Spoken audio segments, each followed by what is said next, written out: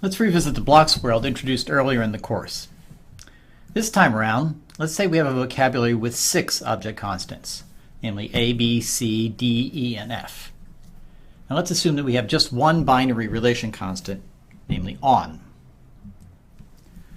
Now let's consider the ground literals shown here.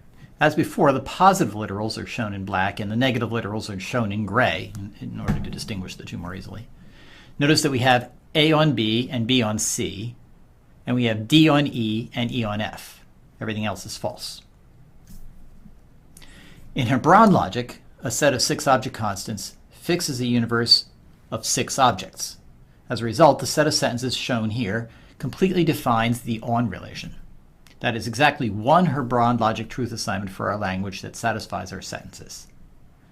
By contrast, in first-order logic, the set of 6 object constants are simply 6 names that refer to objects in some universe, but not by themselves constrain the universe in any way. As a result, in first-order logic, the set of sentences is satisfied by more than one interpretation.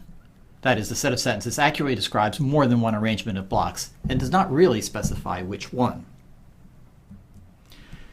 Let's look at some examples of interpretations for this language. Here's an interpretation I that satisfies our sentences. The universe consists of 6 blocks, denoted here by 6 capital letters.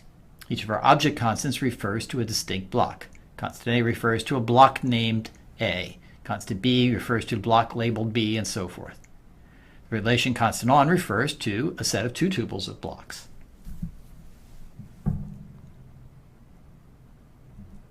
Of course, there's nothing requiring that the objects be named in this fashion. The constants could refer to different blocks, as in the interpretation shown here. In this case, the object constant A refers to the block labeled F. The object constant B refers to the block labeled E. Although the interpretations of the object constants are different, the sentences still hold because the interpretation of the relation constant on is also different in a consistent way.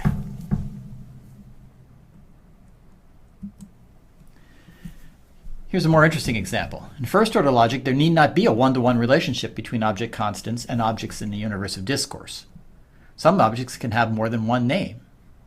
Some objects might have no names at all. Interpretation shown here illustrates this. There are just 4 blocks in this case. Object constant A refers to the same object as object constant D. B refers to the same object as E, and C refers to the same object as F.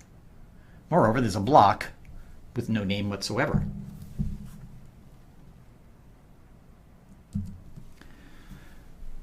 This interpretation is an example of an interpretation that does not satisfy our sentences.